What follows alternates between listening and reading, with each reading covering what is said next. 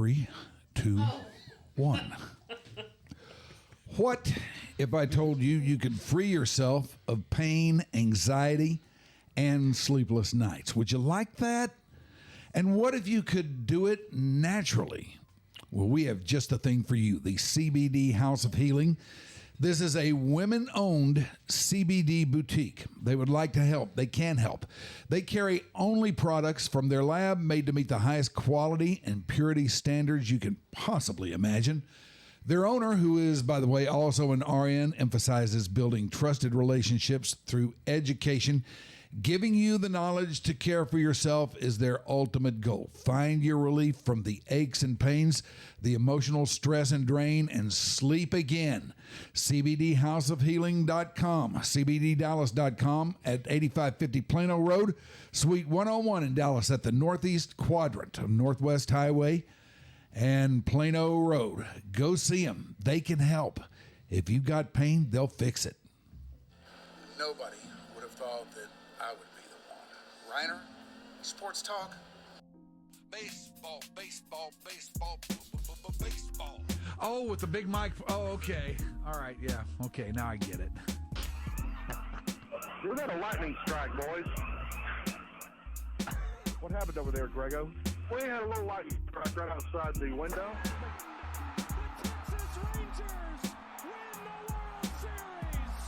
All right. Here's a tip for all these Americano League teams. Wait, you said tip? Yeah, tip. Okay. With a P. Keep jamming.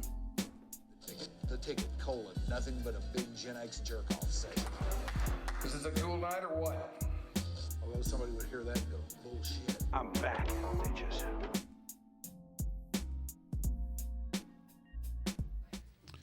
Well, hello, everybody. Wherever you are, however you are, whenever you are, no matter how or when you might be receiving this podcast transmission, we are glad to have you with us today. This is your Dark Companion. I would be Mike Rhyner.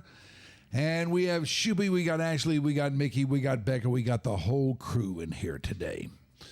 Now, right off the top, you're probably wondering, why is he wearing that goofy hat?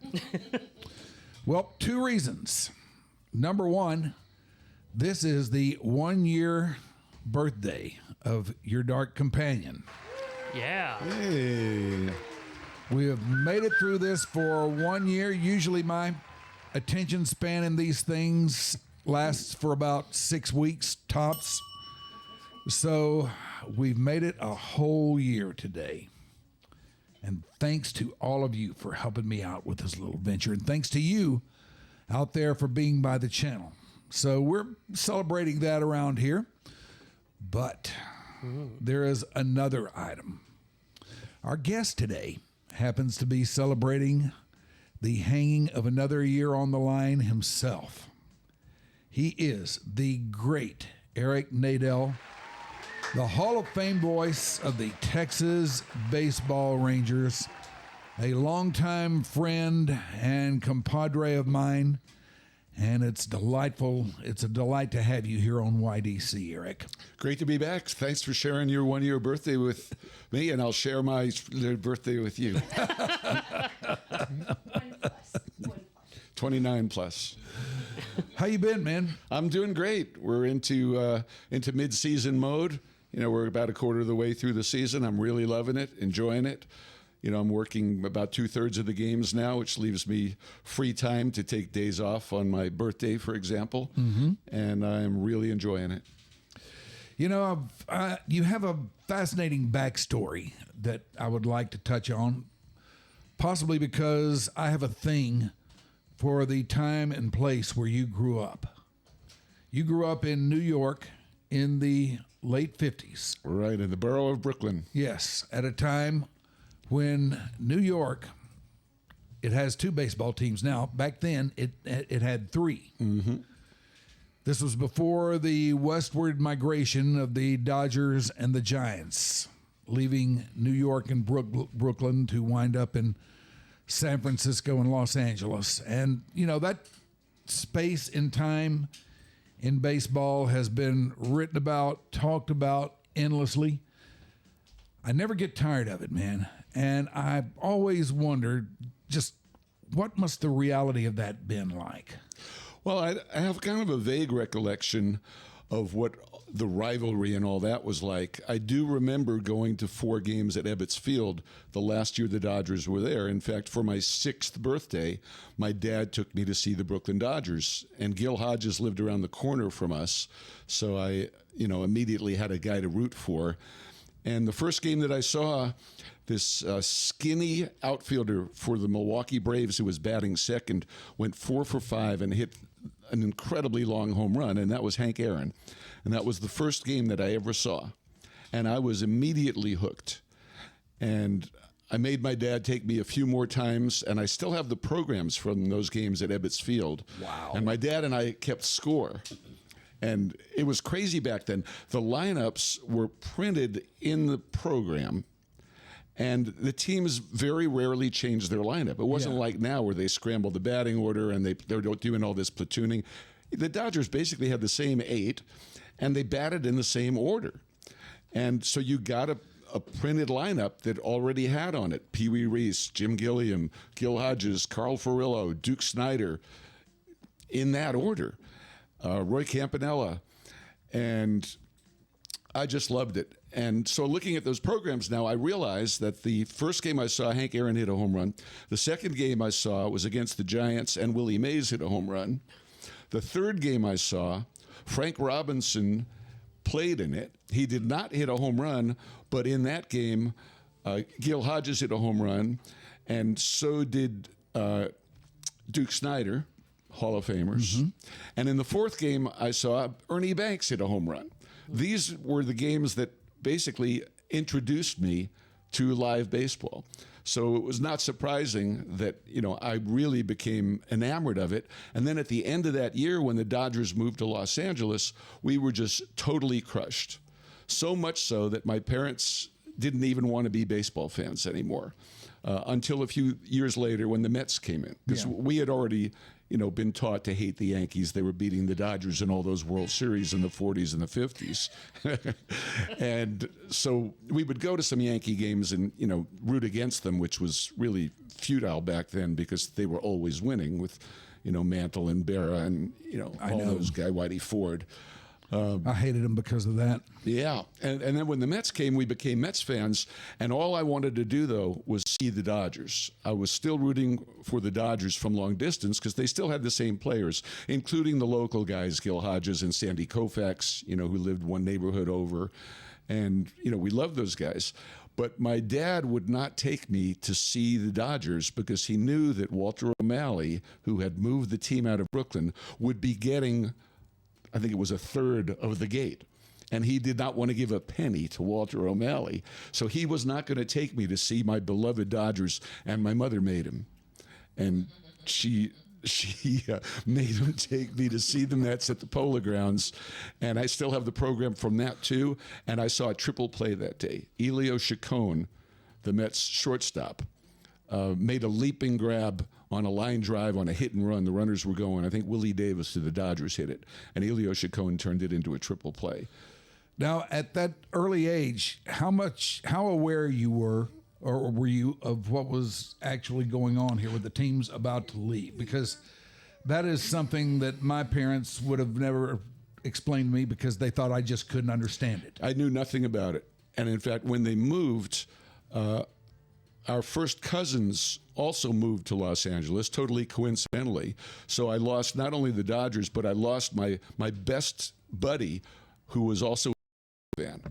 And he would be sending me letters about the Dodgers playing in the Coliseum in Los Angeles and all this stuff about how beautiful the weather was and how the baseball fields there for kids actually had grass, instead of just the dirt and pebbles or concrete that we played on in Brooklyn. So I wasn't aware of the economics of why exactly they moved, other than Los Angeles is a big city and they didn't have a team, and New York already had 3 teams. They don't really need more than one. So I didn't understand at all why. I just understood the rancor within my house toward Walter O'Malley for moving. In my early days as a sports fan, I had a situation similar, though far, far from identical to that. One morning in 1960, the city of Dallas woke up and went to the front porch to bring in the newspaper and found that somebody had left not one, but two pro football teams on the front porch overnight.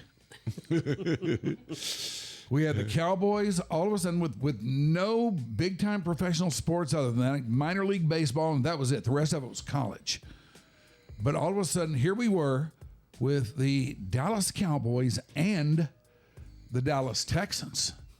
And I thought this was going to be sports euphoria for me. I thought I would get to go to both teams' games. Well, my old man wouldn't do that because he admired the entrepreneurial spirit of Lamar Hunt, who also started the American Football League as part of this, and he would only support him. So I never got to go to any Cowboys games, but I got to go to all the Dallas Texans games until they won the American Football League championship in 1962, and a couple of weeks later were gone. Well, win and run. Yeah, win and run. That's the way it was back then. Was Abner Haynes on the Dallas Abner Texans Haynes before they was. moved? Yes, he was already was. there. Len Dawson, was he already there? Yes, Len Dawson came in the year of 1962. He was the first really good quarterback that I ever got to see. So, how did your initial interest in what you do now start to manifest? Well, we would always have the games on, even if we weren't attending games. My parents both enjoyed listening to games on the radio. And, of course, the Yankees then, after the Dodgers moved, had Mel Allen and Red Barber doing the games, who, as it turned out, later would be the first two baseball announcers to go into the Hall of Fame. And they really loved listening to those guys. Red Barber had been the voice of the Brooklyn Dodgers before going to work for the Yankees. And so the games were always on. And my dad was a dentist. And one day we were riding in his old DeSoto convertible. And it dawned on me, this is a Friday afternoon. My dad used to take off on Friday and work on Saturday, that these announcers were missing work to go to the game at Yankee Stadium. And I asked my dad, how did Mel and Red, they were my buddies, how did Mel and Red get off work today? My dad said, no, that is their work. I said, wait a second, you will go to the office tomorrow and you will fill some cabinets and pull a few teeth. And these guys will go to Yankee Stadium and blah, blah, blah, blah for a couple of hours. Meanwhile, eating hot dogs on camera and pouring Ballantine beers perfectly into that schooner glass, and they'll be smoking Camels and just having a great time, and they're paying them. That's what I'm going to do. They've got a better job than you, Dad. And that's really how my interest in it got started. I was always a radio junkie. We were really big on listening to all the top 40 disc jockeys. We had Murray the K back then and his swingin' soiree, and Cousin Brucey on WABC at night. And, I just loved listening to the radio, loved the top 40. And then when it got extended to sports broadcasts, I got hooked first on baseball, then on Marty Glickman doing the New York Giants broadcasts. When the Jets came in, Merle Harmon doing the New York Jets. And then eventually Marv Albert doing both the New York Knicks and the New York Rangers. He had the sweetest gig. All he did was home games. Whichever team played at home at the Garden, Marv was there doing the games. And when the team went on the road, he didn't go. The road games were on TV back then, and the home games were on the radio for both teams. So he had this sweet gig 5 or 6 days a week. He would just go to the Garden and do whichever team was playing. But that's the thing that really drove me to want to do that. I wanted to be Marv. And people would ask me, like even in high school, what are you going to do when you grow up? And I would say, I'm going to be like Marv. I'm going to be the voice of the Rangers. And of course, I meant the New York Rangers. Right. It wasn't quite specific. You were enough. partly right. When I said those little prayers at night, oh God, please let me be the voice of the Rangers. I didn't specify which Rangers it was. So, did you actually do something about it? Did you get a tape recorder and watch TV and turn the sound down? Absolutely. I drove my parents crazy. They finally got me a reel-to-reel portable tape recorder, portable in quotations because the thing weighed about 50 pounds. But they got me one of those, and when I would be playing Stratomatic baseball, I would be broadcasting the game to myself. And when we'd be playing stickball, I'd be pitching and broadcasting the game at the same time, all that crazy stuff. And then when I was a junior in high school, my parents let me apply to a program at Northwestern in Chicago for kids interested in radio. And I got into the program. It was for kids from all over the country, and my parents paid for it. And they taught us how to run a control board. They taught us to start losing our regional accents because, there were kids from the South who, had to get rid of their drawls, and there were people like me and New Englanders who had to get rid of those, stupid accents that we have up there. And public speaking we took, and that kind of set me up for the next year getting a job as a substitute disc jockey, spinning country tunes in Hope, Arkansas. And that was a cultural shock. And then in the fall of that year, when I went off to college, I immediately started broadcasting football and hockey, which were the two sports that we did at Brown, as I already had, quote, professional experience from having been the voice of KXAR at Southwest Arkansas. And that's kind of how it all got started. Now, the thing that, well, you tell this story. What led you here? Well, I came here as a hockey announcer. When I got out of college, I got a job in Muskegon, Michigan. Spent 3 years there as the voice of the Muskegon Mohawks in the, quote, International Hockey League. There was nothing international about it except Port Huron, which was in the league, was on the border. Now, how'd you go about getting that job? Sent out tapes. My senior year in college, I made up an audition tape. It was like 15 minutes of highlights of a Brown-Harvard game, and got a whole bunch of replies saying, we don't have any job openings. We'll keep your application on file. And then one day in Muskegon, Michigan, the broadcaster walked out, and they got out the file, and he was looking through the file and decided to call me first. And the next day he offered me a job to drive out to Muskegon, Michigan from Rhode Island and make $7,000 a year as the radio announcer, PR director, business manager, and everything else, group sales director for the Muskegon Mohawks. And that was the level of hockey that was pictured in the film Slapshot. Yeah.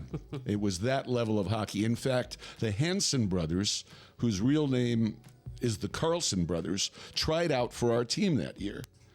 And they didn't make it. They were goons, and they roughed up guys in practice, and the coach loved that. But they just didn't skate well enough.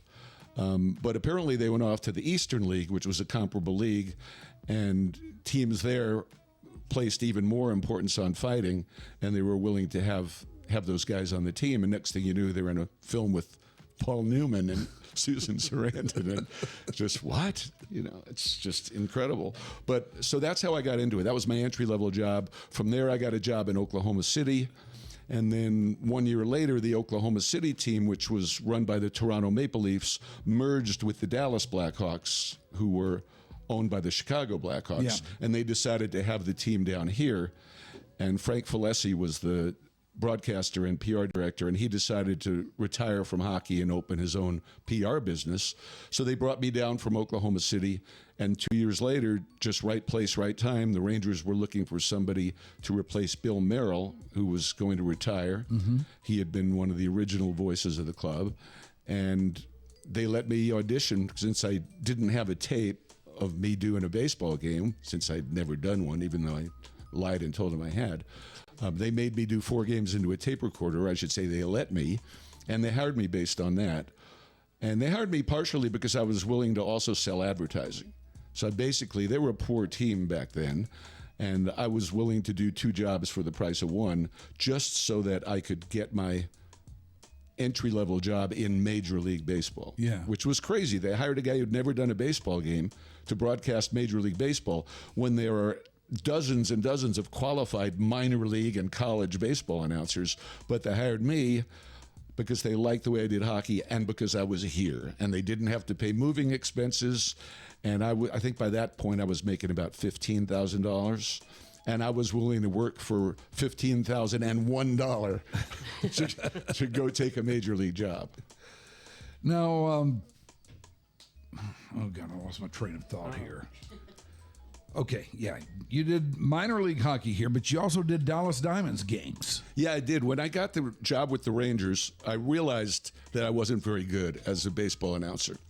So I needed really to learn the pacing, how to handle the time when nothing's happening, which of course is 90% of the time in a baseball game. And I didn't really like the way I sounded at all. And I just thought I'd probably get fired. I think the only reason I didn't is because I was pretty good at the sales job. Yeah. And I was making money for them. So they couldn't afford to fire me. And as a result, they let me learn, pretty much on the job. But in the meantime, I kept doing hockey in the off season. For the first 3 years I had the baseball job, I did hockey. And then one off season, Judd Phillips, who owned the original women's professional basketball franchise here, the Dallas Diamonds, hired me to do the Dallas Diamonds games on, it was then called KAAM, and it was the same frequency as the ticket. It was 1310 AM long before the ticket came along. And Brett Lewis and I did those games. Brett did the home games with me, and on the road I would go by myself. So Coach Dean Weiss and I would be the only two men on the trip, and with 12 girls who were not very good, and we didn't even have a trainer. One of the girls served as the trainer too, and they were terrible.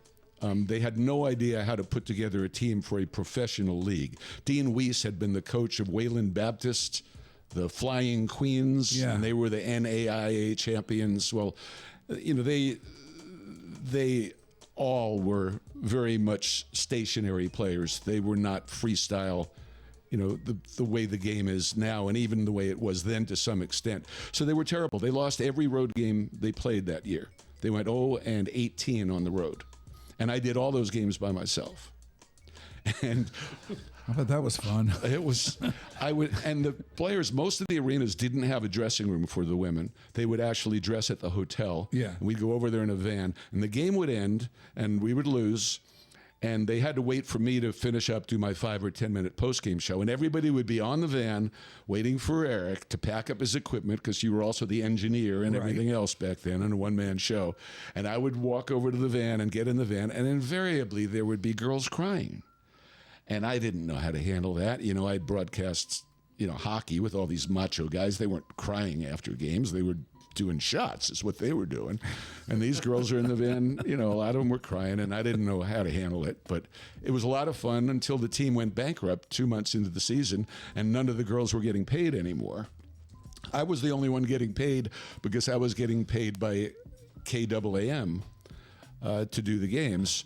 I think I was getting $300 a game, if I'm not mistaken, which back then was, that was fine. That was okay. It was nice extra bread. And I was actually even getting a little bit of meal money, a little bit, probably $25 a day.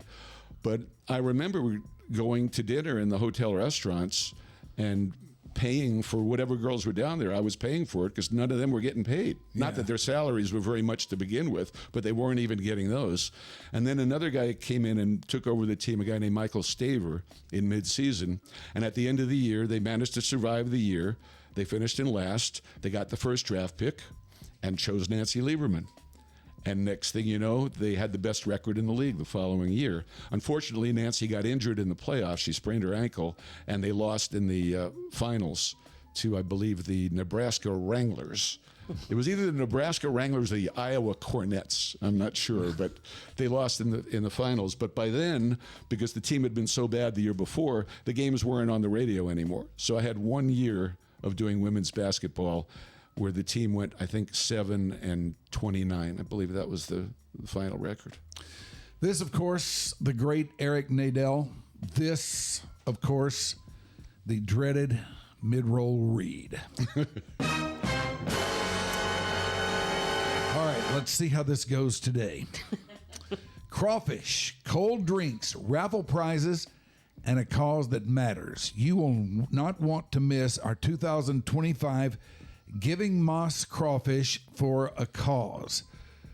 Giving Moss proudly provides families with resources and opportunities they need to improve their lives in a sustainable way. They believe in giving a hand up, not a handout. They are on a mission to change lives one family at a time, and it starts with helping those in need take the necessary steps towards self-sufficiency. Meet the families that the Giving Moss Communities support directly impacts. Don't wait. Get your tickets today. The link is in the bio. Sunday, May 18th, 11 a.m. to 3 p.m. at Dallasite Billiards. Remember, they're giving away 2 tickets to the Outlaw Music Festival, so don't forget to snag your raffle tickets too. Should I continue? Yes, there's more? Okay. Tonight is the first game of the Frisco Riders Copa de la Diversión, in which the Riders become Quesos de Frisco. That's right. The fresh cheese is kicking off the Fun Cup. Join Al Maximo for Texas Monthly Taco Fest. Texas Monthly's top 50 taco list is out, so come have fun on a night of incredible local tacos right before the game. And as if all that's not enough, it's Fireworks Friday. Enjoy a fireworks spectacular from the field after the game. Arrive early for a Raleigh Towel giveaway presented by Cacique. Also, take advantage of the great offer for Quesos de Frisco for all Copa de la Diversión games you can get. Two bullpen tickets, 2 Quesos de Frisco pennants, all for just $20. Copa de la Diversión games are 16 May, 3 August, and 12 September. Go to www.milb.com Frisco/tickets specials to find the double Diversión game offer. All right. Now, Can I ask you a question, Ryan? if you want, Where is the Hotel Galvez and Spa, a Wyndham Grand Hotel? You have these beautiful champagne flutes. Were they gifted to you from the hotel, or did they wind up in your luggage along with the towels? I believe that would be Galveston. Would it not? Galvez Yeah. makes sense. Yeah. Well, they got themselves some nice flutes. They do, don't they? Yeah.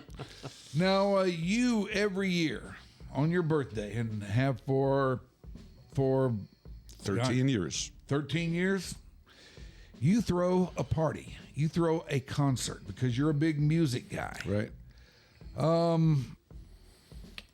What do you got in store for us this year? Well, we are really excited because we're moving from the Kessler, which we absolutely love, after 12 years to the Longhorn Ballroom, which of course is owned by the same wonderful people who own the Kessler, and they've done Yes, we're talking about the great Edwin Cavanis, That's who right, has Edwin. occupied that same seat. Right, Edwin and Jeff and Diane and everybody over there have opened the Longhorn. It's been over a year now, and it's phenomenal. It's 3 to 4 times bigger than the Kessler. So our shows used to sell out so quickly, we decided let's try to move to a bigger venue now that we know we have one that has, exquisite sound just as the Kessler does and the same sort of hospitality. So we're moving to the Longhorn, which is also kind of a music museum. It's their 75th anniversary this year. We wanted to be a part of that. And as a result of moving, we were able to get a couple of bigger artists than we could accommodate with the smaller budget at the Kessler.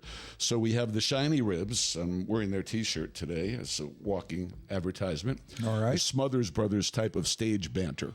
They're really entertaining. So we're doing that. We're doing it on May the 29th.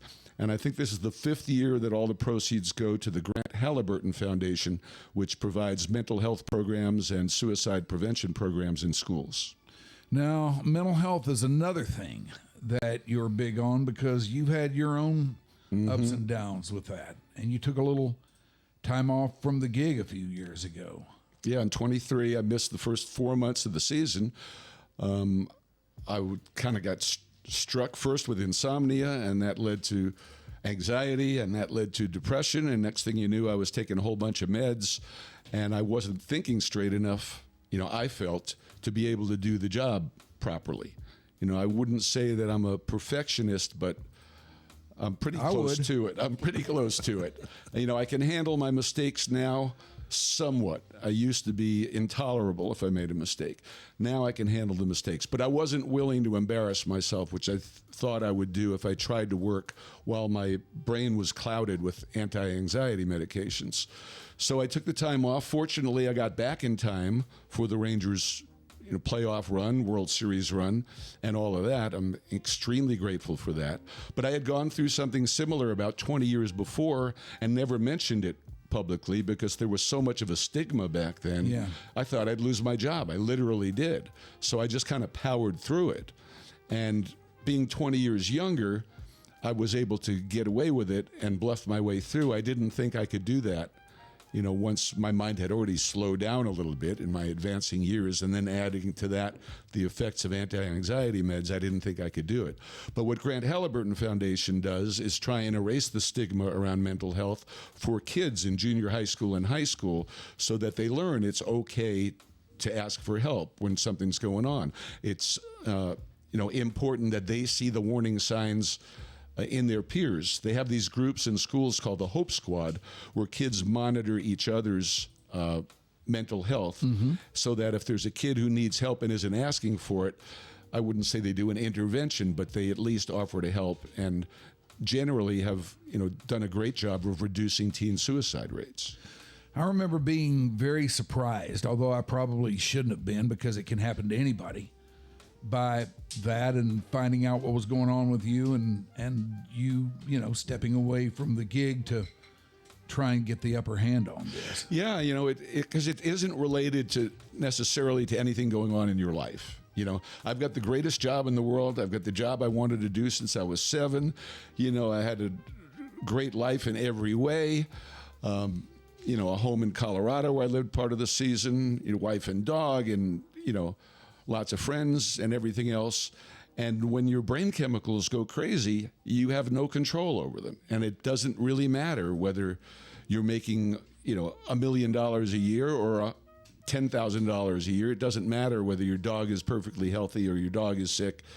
When your brain chemicals go nuts, it's out of your control. And in order to fix it, there are a variety of things you can try. And some people don't respond well to antidepressant drugs. Some people don't respond well to talk therapy. But you got to try those things. Yeah. And eventually, you tried both of those things? I did, yeah. And they actually both worked for me this time. 20 years ago, none of the antidepressants helped me. There have been big advances in antidepressants since then, and I actually found one that really helped. From the truth, because for whatever baseball we talk about twice as much music. Yeah, similar tastes, being similar age. Mm-hmm. Seen you at a million concerts together. Right. Jackson Browne, Tom Petty, James Taylor. Oh, yeah. The usual suspects. Yes. Springsteen. For guys like us. Yeah. Steely Dan. What's the one concert you wouldn't take anything for? Oh, I think Springsteen at Madison Square Garden. That was really an amazing experience for a New York City kid. Yeah. And I wouldn't say it was the best concert, but it was probably the most powerful experience because everybody in there, 20,000 people, knew every word of every song and sang them. So you could barely hear the boss. So, it wasn't the most enjoyable concert for the music, but the actual scene was probably the most enjoyable. As far as the most memorable concerts, I would say the 2 shows that I've gone to at the Sphere this year, seeing the Eagles. I recommend that anybody who's a music fan, go to the Sphere. I'm going back to see the Eagles again in November now that our pal Christopher Holt is. Yes. I want to see the Eagles with Chris in there, so I'm going to go back. But I just loved it. It's expensive. It's a pain in the ass to go to Vegas and deal with everything that is Vegas, but it's worth it. The sound is unbelievable. Yeah, I got to get up there too. The totally immersive, psychedelic type experience is worth it too. No, I've never been to Vegas, so yes, I got to go. Well, Shoopy, you pretty much have an invite from Chris Holt to go and attend a concert. Okay, well. 2 invites to go, tickets and hotel. Yeah. Oh man, What are you got waiting no reason for? not to go. Okay, all right. And and while you're there, so like while I was there, 2 days is about all I can handle there. I figured I'd go to another show the next night, and I'd never seen Garth Brooks. And Garth Brooks was playing at Caesar's Palace. And, I'm not a big country guy, and I'm not a big Garth guy, but everybody I know who's seen Garth Brooks said, if you ever get a chance to see Garth Brooks, go see him. And he was spectacular. I loved it. He did an awful lot of covers. Little did I know he's a Bob Seger freak. And I think he did 4 Bob Seger songs. And they were I can see that. They were amazing. And everything about the show was just first class. And he came across as such a good guy. And I don't really know much about him. I don't think it's an act, but maybe it is. But he came across so warm and friendly and so hardworking, you couldn't help but love the guy. What's a new act out there that's catching your vibe these days? It's actually the return of an old act. These guys have been dormant for 5 or 6 years. They're called Blind Pilot, and they're from Portland. And I don't know what the deal is with them. They put out an album every 5, 6, 7 years. They do a small tour, and then they go hide under a rock again and resurface in 5, 6, or 7 years. But they had a new album that came out at the end of last year. They're actually playing June 1st at the Factory. Oh, really? Yeah, it's the first time they've been in Dallas in a while. I've traveled to see them. I flew to Denver this past off-season in November to see them do a show in Denver and a show in Fort Collins. Also flew to Atlanta to see a show. But to get a chance to see them here at the Factory June 1st, I'm really looking forward to it. They would be categorized as a folk rock group. Yeah. But if people haven't heard them, check them out. Blind Pilot. Yeah,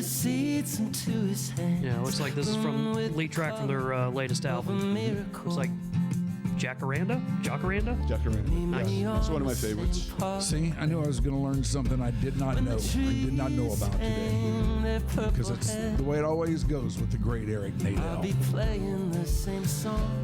Can we touch on the club a little bit? Sure. What are your thoughts about the pitching? See, that's the way I look at it too. Is it a mirage? Yeah. How long is it going to last? Can it possibly last forever? Well, we know DeGrom's for real.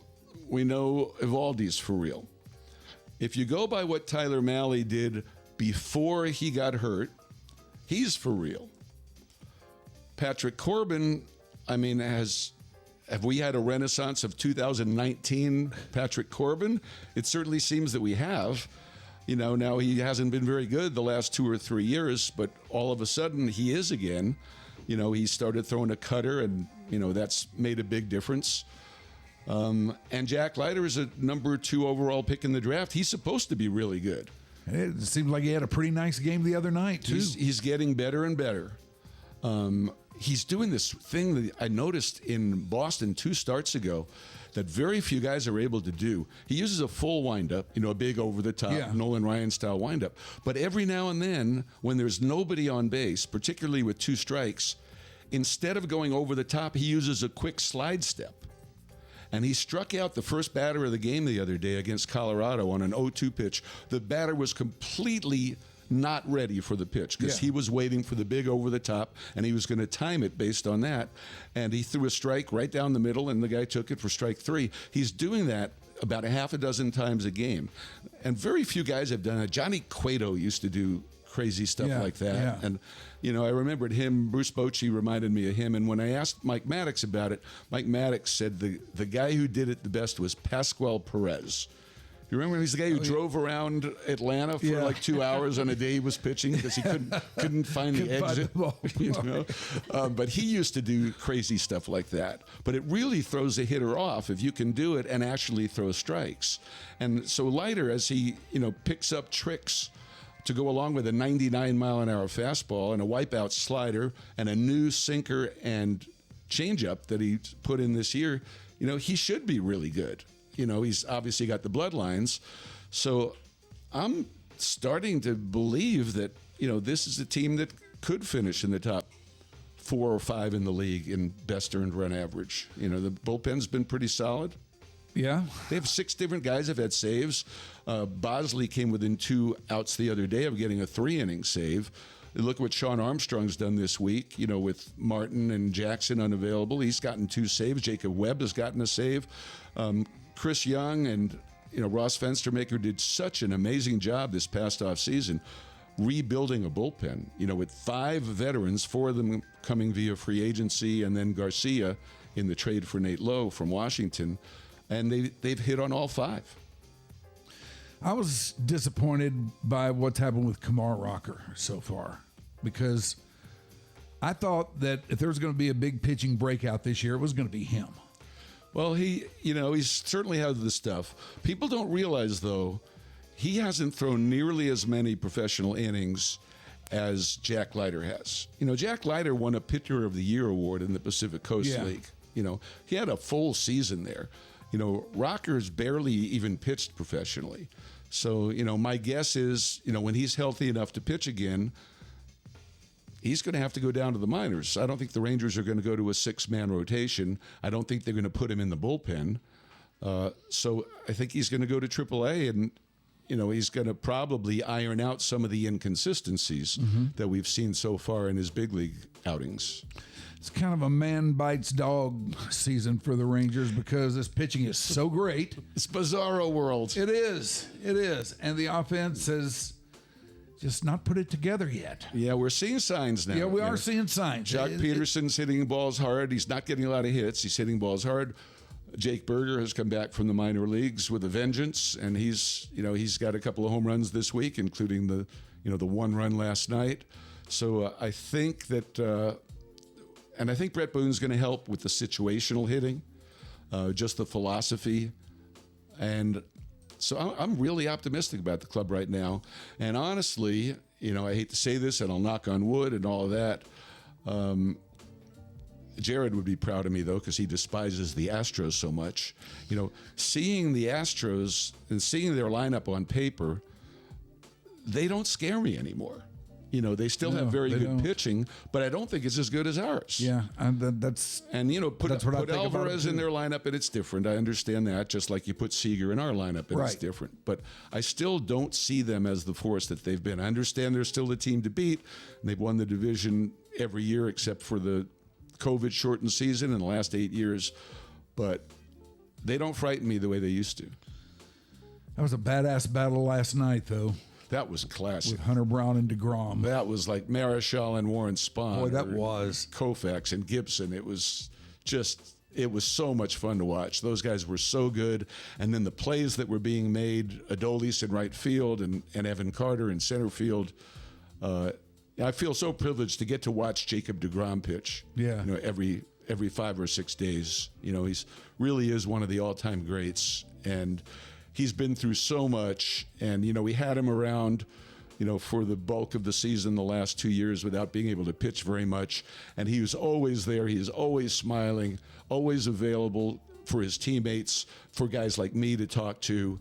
A really warm, friendly person, and I'm so happy to see him, back to doing well. And watching that guy pitch is just otherworldly, because wherever the mitt comes up, that's where the ball's going. Yeah, it's unbelievable. It's to the point where if he does have a bad miss, which he might have once an inning, it's like you're mad at him. It's like, what? What are you doing? Get it together, Jacob, what are you doing, Jacob? You're not taking this seriously? Because, one slider was too far out of the zone to get a chase on it. But we demand so much of him. Did the reshuffling of the... WTF. WTF indeed.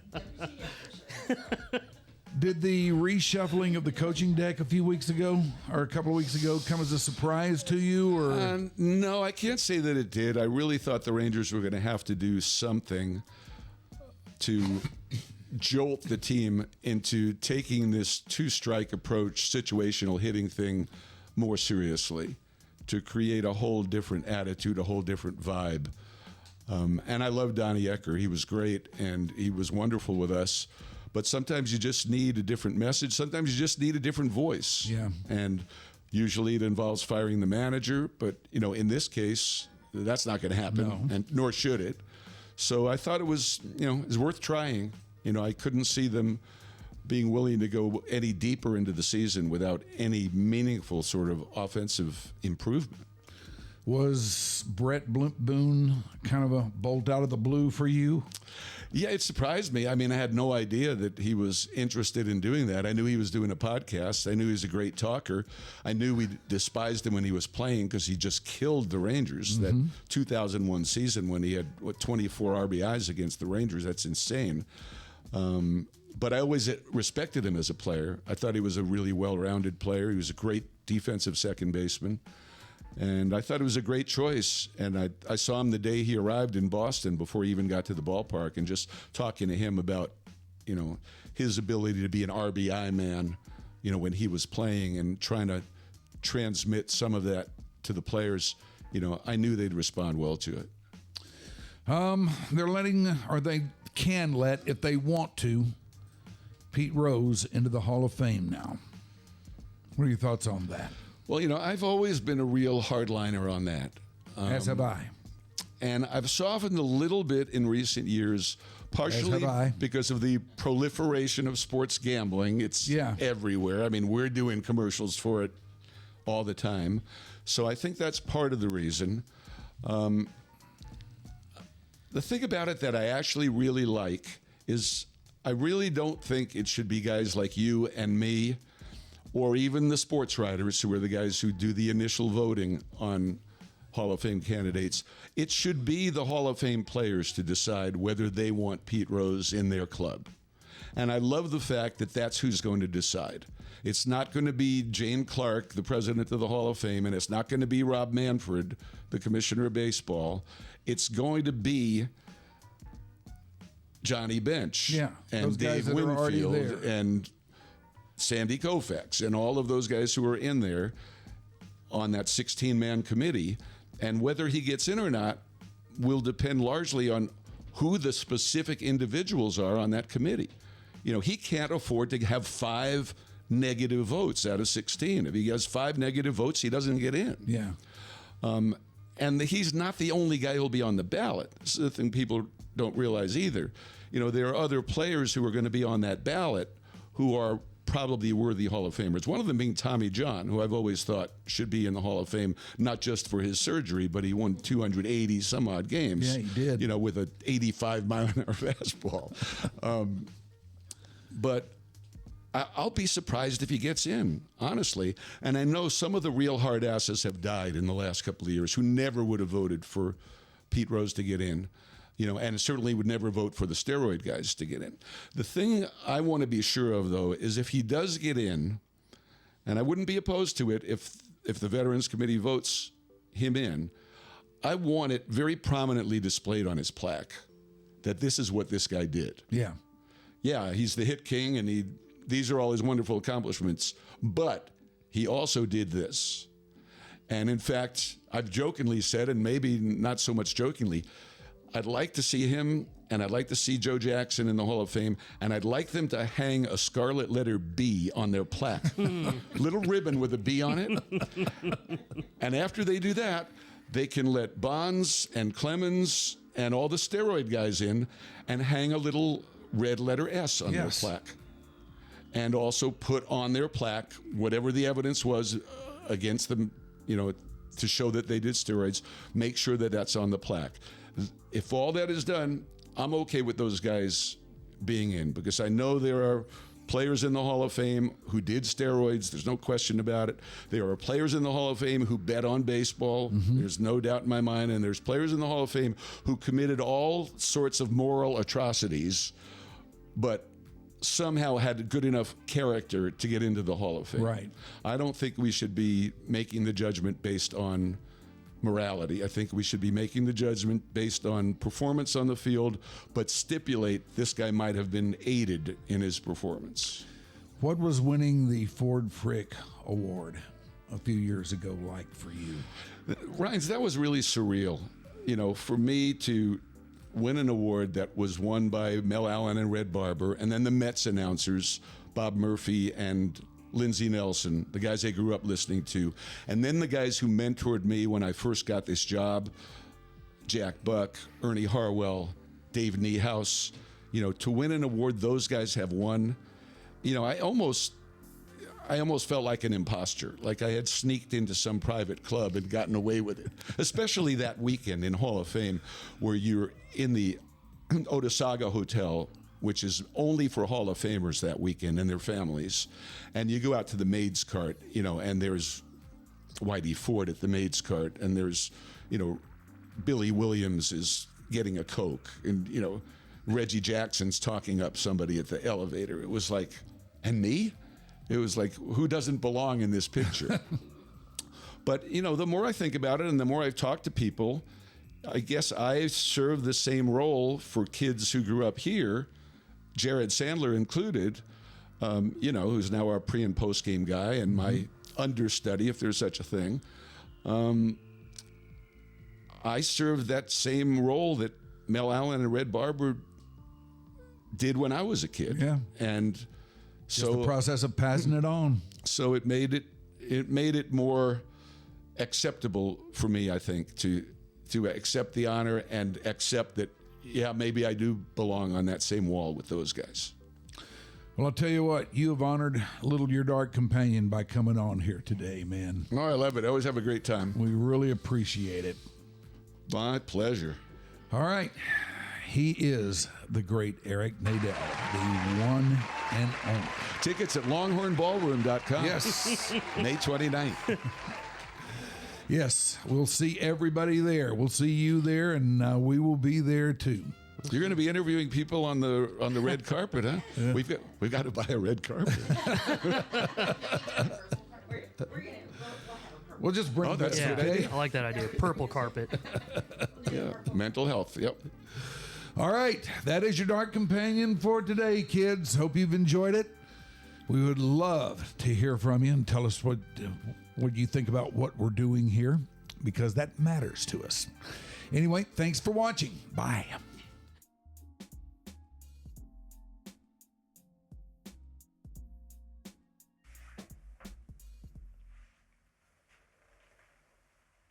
All right. I'm gonna go take my pants off.